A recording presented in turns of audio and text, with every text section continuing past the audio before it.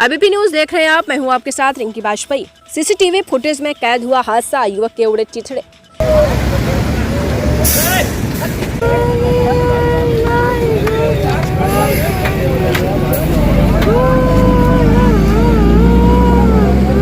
बरेली से खबर है। मीरगंज क्षेत्र में नेशनल हाईवे पर एक भीषण सड़क हादसा हुआ, जिसमें एक रिक्शा चालक की दर्दनाक मौत हो गई। हादसे का सीसीटीवी फुटेज सामने आया है, जिसमें सिंधौली पुलिया पर एक रिक्शा चालक हाईवे पार कर रहा था। तभी बरेली की ओर से तेज गति में आ रहे ट्रक ने ई रिक्शा को टक्कर मार दी। टक्कर इतनी जोरदार थी कि ई रिक्शा पूरी तरीके से क्षतिग्रस्त हो गया। चालक के शव के चीथड़े उड़ गए, जिससे उसकी मौके पर मौत हो गई।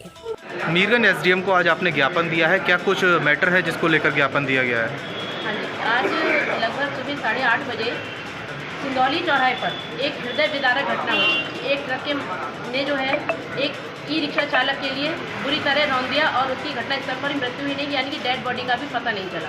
तो इस तरह की घटनाएं आए दिन हो रही हैं और साल में सैकड़ों लोग इसी तरह मृत्यु के ग्राफ में चले जा रहे हैं, लेकिन प्रशासन की ओर से किसी भी प्रकार की कोई व्यवस्था नहीं की जा रही है। तो आज मेरे विद्यालय की जो वैन आई थी, जो टीचर्स आती हैं, वो वैन में ही रोने लगी उस घटना को देखकर। अभी भी उनकी हालत सबकी ठीक नहीं है, वो सामान्य नहीं हो पा रही है उस घटना को देखकर, और ना ही कुछ खा पी पा रही हैं। मुझे भी बहुत आहत हुई मैं भी, इसलिए आज मैंने इसी से संबंधित ज्ञापन मैडम को सौंपा है। मैं चाहती हूँ कि इस सिंधौली चौराहे पर या तो कैमरे की व्यवस्था की जाए, अगर कोई घटना होती है तो कम से कम चालक को पकड़ा तो जा सके, और यहाँ पर फ्लाईओवर बने भारी वाहनों के लिए। अगर वो व्यवस्था नहीं कर सकते प्रशासन, तो यहाँ पर छोटे वाहन के लिए और पैदल यात्रियों के लिए अंडरपास बनाया जाए।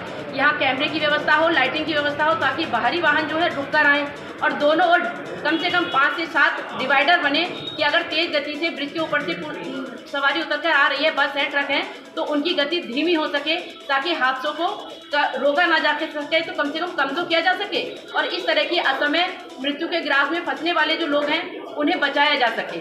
लगभग एक साल में कितनी घटनाएं होती हैं? एक साल में मैं तो समझती हूँ सैकड़ों घटनाएं होती हैं। कभी बच्चे आहत हो रहे हैं, कभी हमारे बुजुर्ग हैं, उनको कम दिखाई देता है, वो भी रोड पास नहीं कर पाते, क्योंकि वाहन इतनी तेज़ी से आते हैं कि किसी को कुछ समझ में ही नहीं आता कि हम किधर से निकले और किधर रुके।